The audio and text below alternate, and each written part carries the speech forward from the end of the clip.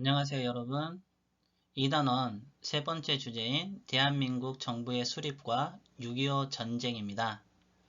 오늘은 그 첫 번째 시간 8.15 광복의 과정에 대해서 알아보도록 하겠습니다. 이번 주제의 전반적인 내용을 살펴보겠습니다. 1945년 8.15 광복, 그리고 1948년 5월 10일 날은 남한만의 총선거가 있었고요. 7월 17일은 재헌헌법을 공포하고 8월 15일은 대한민국 정부가 수립되었습니다. 그리고 6월 25일 6.25 전쟁이 발발했는데요. 조금 자세히 살펴보면 1945년 8월 15일 날 우리가 8.15 광복을 맞이하게 됩니다. 일제의 35년간의 식민지 지배를 벗어나 우리의 국권을 회복한 아주 기쁜 날이었습니다. 그리고 1945년 12월 6일부터 25일까지 소련의 모스크바, 지금은 러시아죠. 모스크바에서 3상회의가 열립니다. 이 3상은 미국과 소련, 영국의 외무장관이 모여서 회의를 한 건데요. 이 회의 주제 중에 하나가 한반도의 신탁 통치에 대한 결정이었습니다. 자, 이렇게 되니까 우리 대한민국에서는 남쪽도 그렇고 북쪽도 그렇고요. 모두 다 처음에는 신탁 통치를 반대했습니다. 겨우 일본이 35년간의 식민지 지배를 벗어났는데 북쪽은 소련이, 남쪽은 미국이 신탁 통치를 한다는 것에 대해서 찬성할 국민들은 없었겠죠. 반대를 하게 되고요. 그런데 나중에 북한은 신탁 통치에 찬성을 하게 됩니다. 남한은 계속 반대를 하게 되죠. 그러다가 1948년 5월 10일 날 50 총선거를 하는데요. 자, 이거는 유엔의 결정에 따라서 남한만 총선거를 실시해서 국회의원을 뽑는 선거였습니다. 자, 여러분들 1947년이 되면은 이제 남쪽과 소련이 신탁 통치를 하고 있는 북쪽, 그 다음에 미국이 신탁 통치를 하고 있는 남쪽에서 이제 정부를 수립하기 위해서 총선거를 하라고 합니다. 그런데 계속 소련 쪽에서는 반대를 해요. 유엔에서는 결국은 이 문제가 유엔까지 넘어가게 되고요. 유엔에서는 그러면 총선거를 할 수 있는 곳에서만 해라. 이렇게 돼서 남한만 선거를 하게 됩니다. 그렇게 되니까요. 김구 선생님 같은 분들은 남한만의 총선거는 반대를 했었습니다.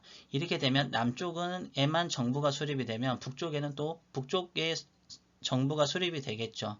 그러면 남과 북이 분단이 될 것을 우려했던 겁니다.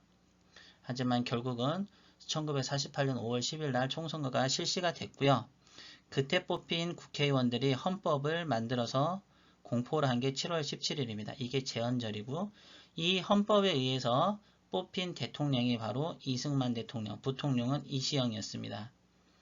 이 이시영 선생님은 여러분들 잘 알겠지만 우리가 지난 시간에 배웠던 이회형의 6형제 있죠? 이회형의 6형제 중에 유일하게 살아서 광복을 보신 분입니다. 자, 이 두 분을 중심으로 해서 대한민국 정부가 1948년 8월 15일 날 수립이 되었습니다.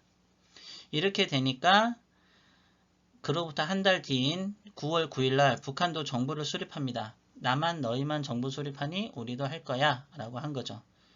그래서 조선민주주의 인민공화국이라고 하는 공산주의 정부를 수립하게 됩니다. 그리고 1950년 6월 25일 6.25 전쟁이 발발하는데요.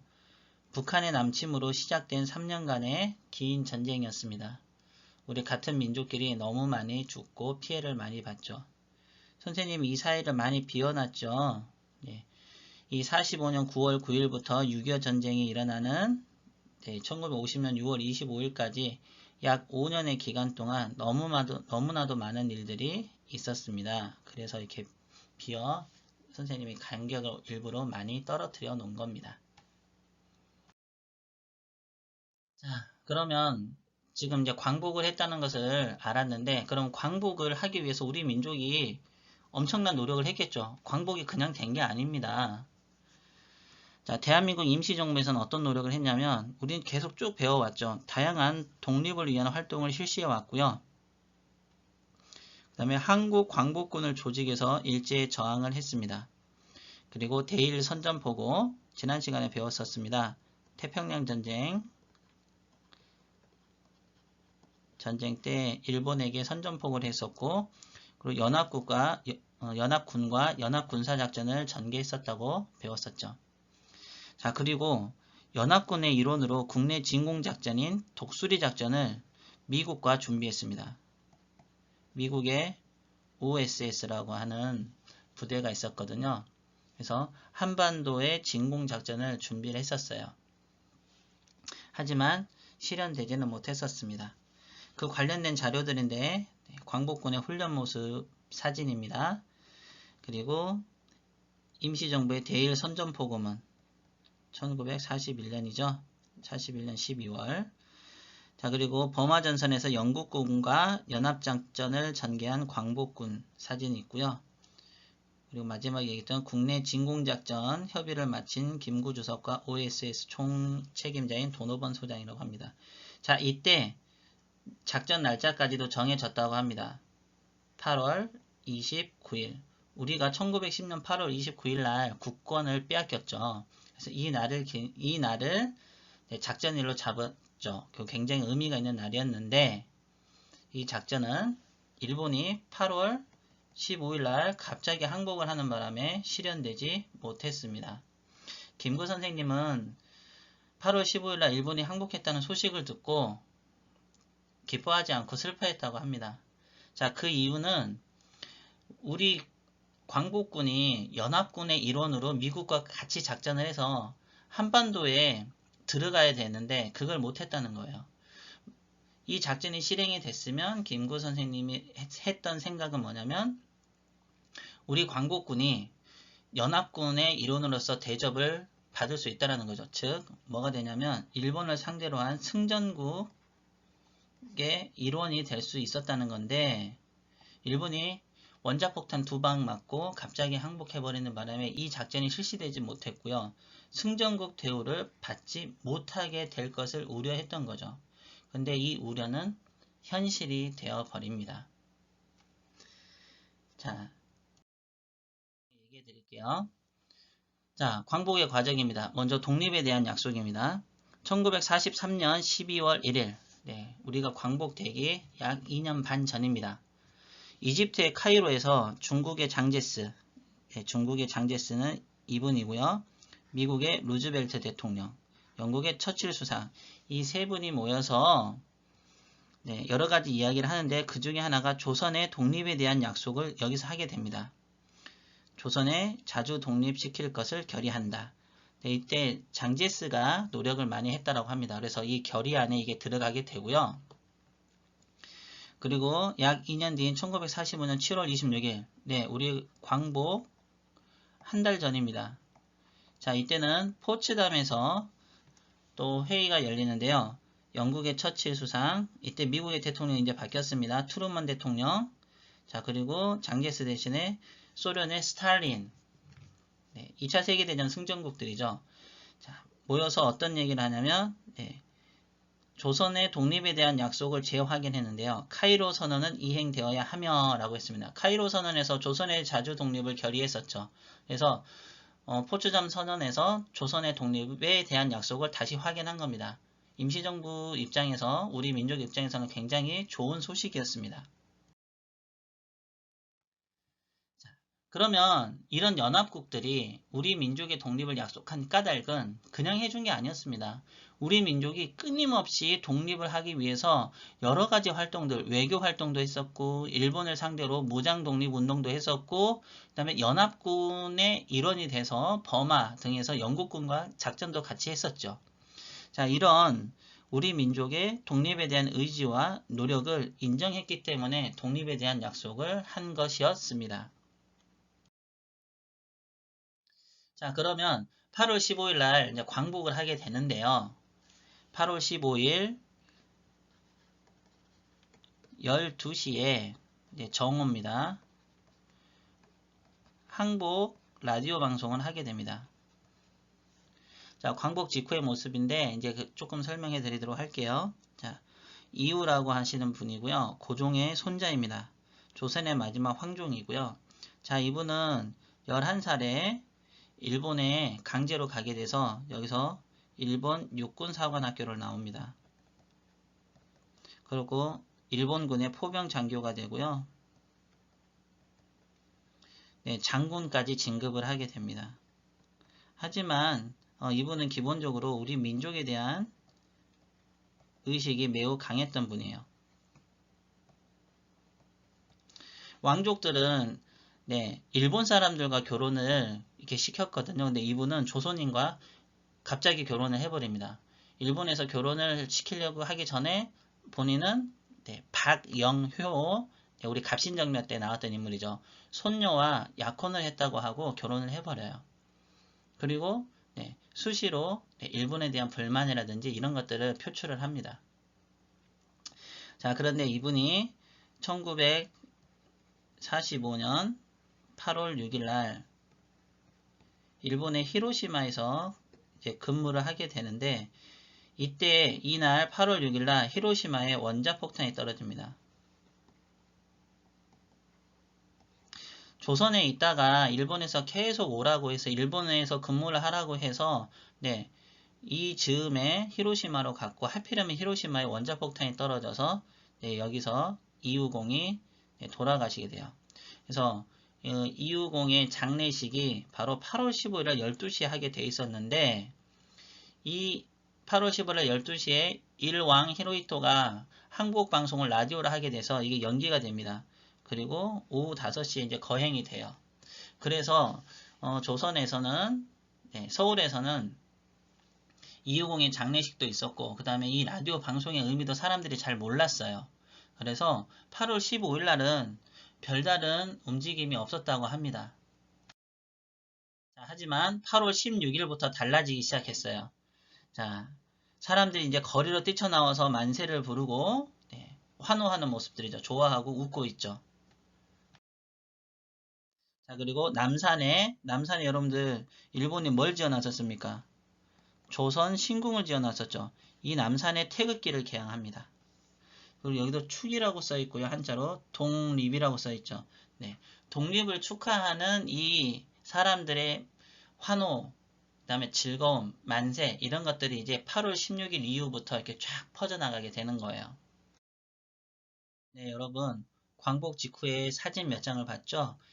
광복 직후에 우리 국민들이 환호하고 만세를 부르는 모습을 영상으로 보겠습니다.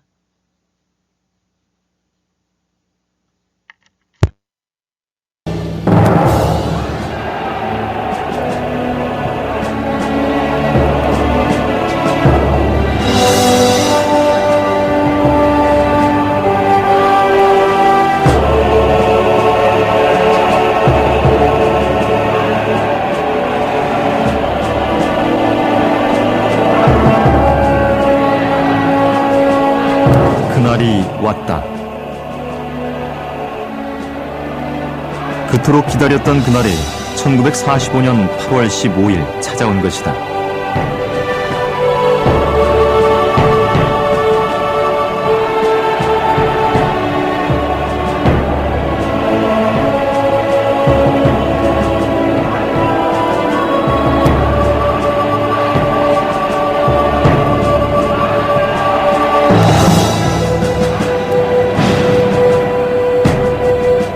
그날의 기쁨이 터져나온 것은 만 하루를 넘긴 16일이 돼서였다.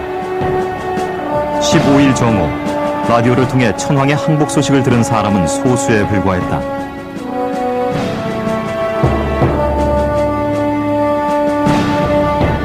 미처 준비할 틈이 없었던 사람들은 일장기에 푸른 물을 들여 만든 태극기를 들고 나왔다. 온몸에서 흘러내리는 땀줄기도 그 감격의 열기를 멈추게 하지는 못했다.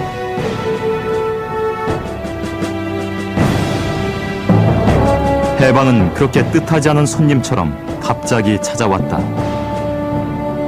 사람들은 거리에서, 광장에서 서로를 부둥켜 안고 몇 번이고 조국의 독립을 확인했다. 점차 여유를 되찾아갔다. 일장기를 태우고 밥그릇을 사용해 태극의 원을 그리고 그렇게 온 가족이 둘러앉아 직접 태극기를 만들었다. 그것은 독립에 대한 확인이자 경건한 의식 그 자체였다.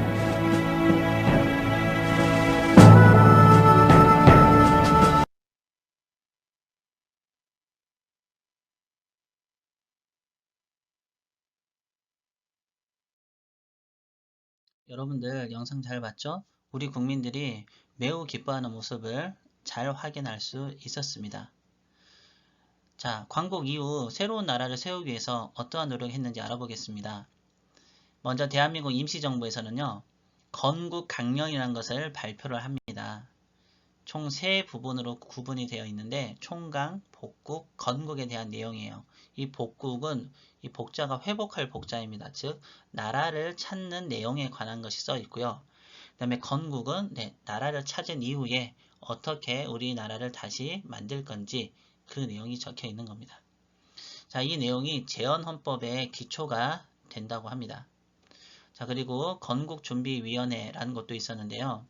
여운형이 조직한 정권 예비기관이고 완전한 자주독립국가의 건설을 기함, 그리고 전 민족의 정치적, 경제적, 사회적 기본 요구를 실현할 수 있는 민주주의 정권 수립을 기함. 우리는 일시적 과도기에 있어서 국가 질서를 자주적으로 유지하며 대중생활의 확보를 기함. 즉 여러분들 이거는 여운형 선생님이 8월 15일날 광복 이후에 이것을 만들게 되는데요. 자, 이 3가지 목적을 가지고 만들어진 겁니다. 자, 그리고 조선 총독에게 5개의 내용을 요구했다라고 합니다. 전국적으로 정치범, 경제범을 즉각 석방한다. 서울에 8, 9, 10월에 3개월분의 식량을 확보하라. 치안유지와 건국운동을 위한 정치운동에 절대로 간섭하지 말라. 학생과 청년을 조직, 훈련하는 데 간섭하지 말라. 노동자와 농민을 건국사업에 동원하는 데 절대로 간섭하지 말라. 네, 일본에게 이렇게 요구를 했고요. 그리고 치안권을 인수받아서 치안유지와 질서유지를 했었다고 합니다. 자, 이렇게 나라를 세우기 위한 노력들을 하고 있었고요. 자, 일본이 이제 항복을 하게 되고 우리가 해방을 하게 되니까 중국, 일본, 미국 등 다른 나라에 머물던 우리 동포들이 귀국을 합니다. 자, 다른 나라에 살던 사람들이 가고 싶어서 갔던 게 아니죠. 독립운동을 하기 위해서 또는 강제 동원으로 또는 다른 이유 때문에 고향에서 살지 못하고 해외에 갔던 겁니다. 자, 이분들이 이제 귀국을 하게 되는 거예요. 이 왼쪽에 있는 사진은 여러분들 지난 시간에 배웠던 사진입니다.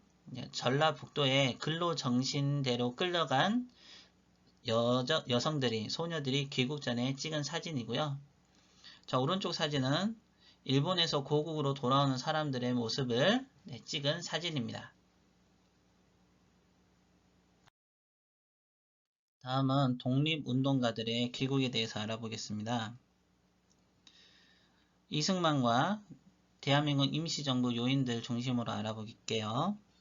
자, 이승만은 1945년 10월 16일 날 귀국을 하고요. 미국에서 일본을 거쳐서 귀국을 하게 됩니다. 그리고 대한민국 임시정부 요인들은 그보다 약 한 달 뒤인 11월 26일 날 귀국을 하는데 충칭에 마지막 임시정부가 있었죠. 충칭에서 상하이로, 그래서 상하이를 거쳐서 김포비행장으로 들어오게 되는데요. 지금 사진은 이승만 대통령이죠. 10월 18일 날 귀국 연설을 하는 거고요. 그 다음에 김구 선생님과 임시정부 요인들은 11월 23일 날 들어오게 됩니다. 자, 여기서 중요한 거는 임시정부 요인 자격이 아닌 개인 자격으로 귀국들을 했다는 거예요. 이것은 여러분들 미국의 요구로 이렇게 되게 됩니다. 그러니까 그때 당시 임시정부 주석은 김구 선생님이었는데 김구 선생님은 임시정부를 대표하는 사람이었으니까 즉 우리나라를 대표할 수 있는 위치에 있었죠. 또 독립군들, 독립군의 장교들, 장군들 마찬가지로 사령관들도 독립군의 자격이 아닌 개인 자격으로 다 들어오게 됩니다. 임시정부에서도 누군가는 외무부 장관 이런 식으로 다 자기 직책들을 가지고 있었는데 그걸 다 무시하고 귀국하라고 한 거죠. 자, 그래서 어찌 됐든 간에 임시정부 요인들은 결국에는 미국의 요구대로 따를 수밖에 없었어요. 그렇지 않으면 귀국을 할 수 없으니까요. 그래서 그런 수모를 당하면서 귀국을 하셨다고 합니다. 자, 지금까지 8.15 광복에 대해서 우리가 알아봤고요. 자, 탐구활동인데요. 광복 이후 어린이들의 달라진 학교 생활 살펴보기입니다. 자, 여러분들 잘 읽어보고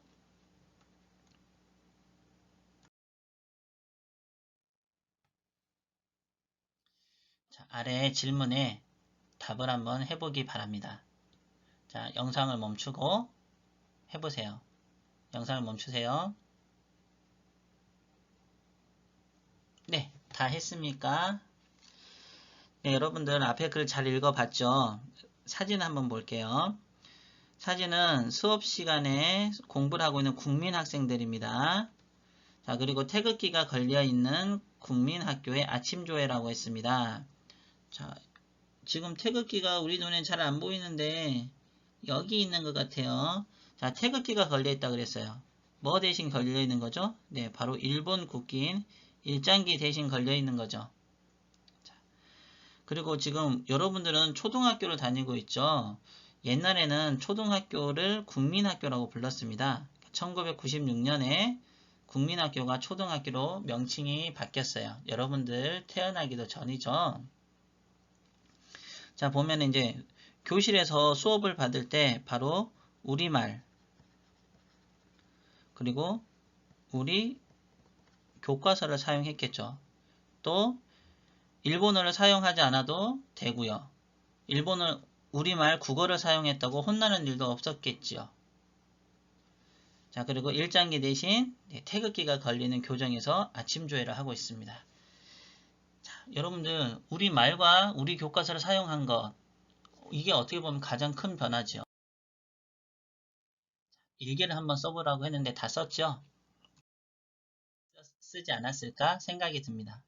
내 이름을 다시 찾았다. 네, 창씨 개명을 해서 일본식으로 이름을 지었다가 다시 우리 한국식으로 바꾼 거죠. 또 우리의 말과 글을 쓸 수 있다. 국어, 한글을 쓸 수 있게 됐죠. 일본인 선생님들은 본국으로 돌아갔다.